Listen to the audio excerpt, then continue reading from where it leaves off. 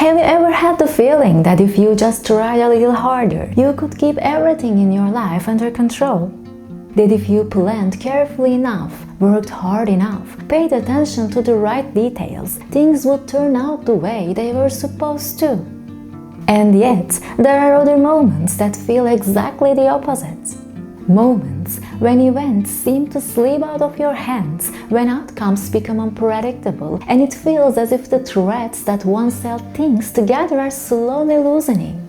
We all move between these two experiences. The feeling that our actions shape what happens, and the feeling that they might not. Still, in uncertain situations, we often say something familiar. Don't worry, everything is under control. Sometimes we say it to reassure other people.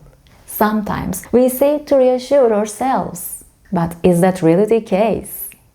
When we talk about control, are we always referring to the same thing? And could the feeling of control serve different functions depending on the situation? Sometimes the feeling of control matters more than actual influence. When the future is uncertain, causes appear ambiguous, and outcomes remain unresolved, the mind does not simply wait. It looks for connections and explanations that can turn confusion into something more manageable.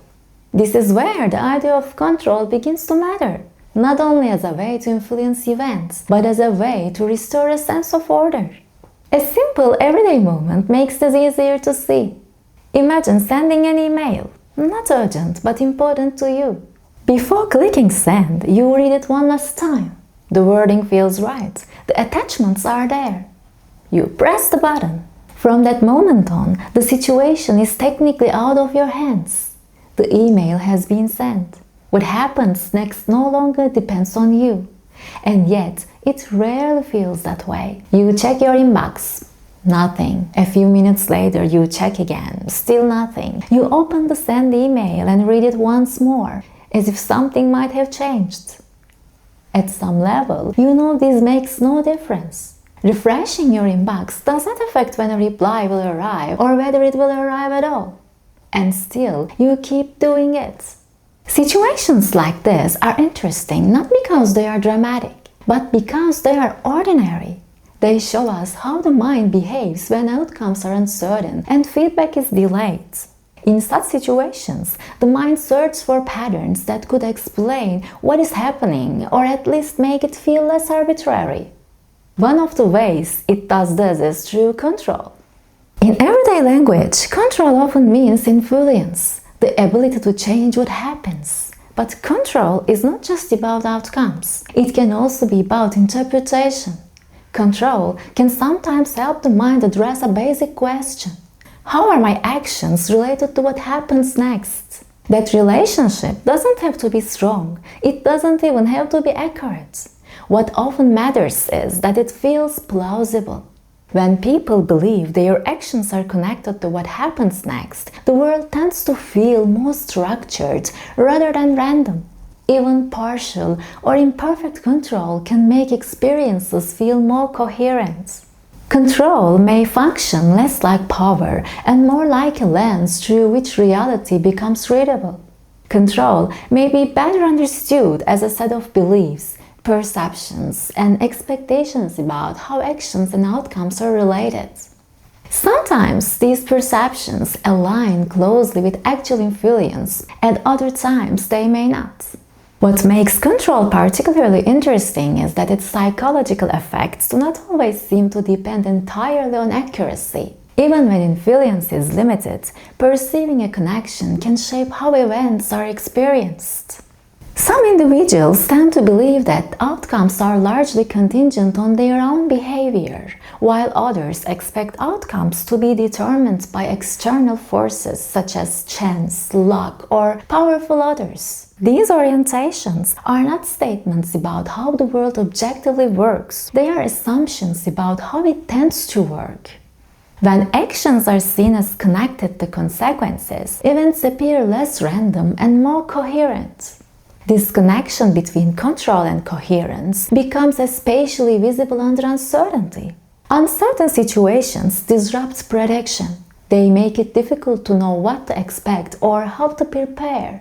Under uncertainty, people do not all respond in the same way. When control feels possible, individuals often try to restore it through action, planning, or monitoring. When it feels out of reach, they may instead shift their focus, seeking stability through routines, external guidance, or socially shared explanations. In this sense, uncertainty does not eliminate agency. It reshapes how and where it is expressed. In response, the mind often seeks ways to restore order, even if that order is only partial or provisional. The illusion of control refers to the experience of feeling influential in situations where our actions may not meaningfully change the outcome. A simple example: pressing a button on a remote control more forcefully when the screen doesn't respond right away. You know it won't help, but it feels different than doing nothing. What changes here is not the device, but the sense of agency.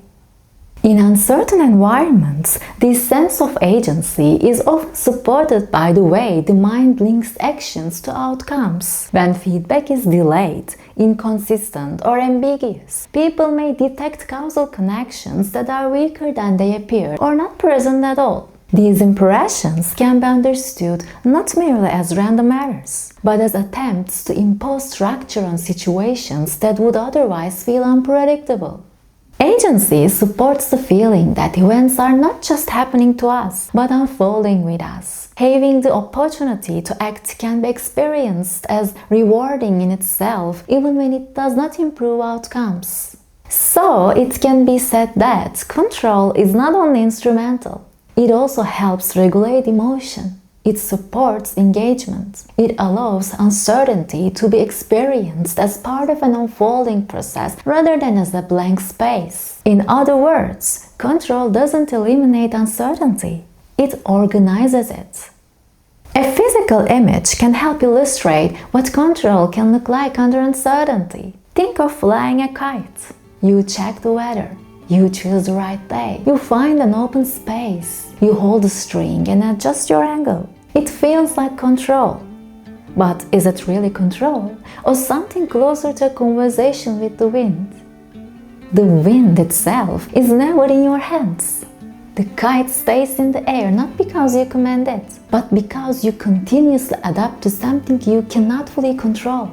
This kind of control is not about commanding the situation. It is about responding to it. People flying kites cannot control the wind, but by adjusting the tension of the string, the angle, and the timing of each movement, they remain part of the system shaping what happens. In that sense, control is rarely absolute. It is relational, emerging from the interaction between action and uncertainty.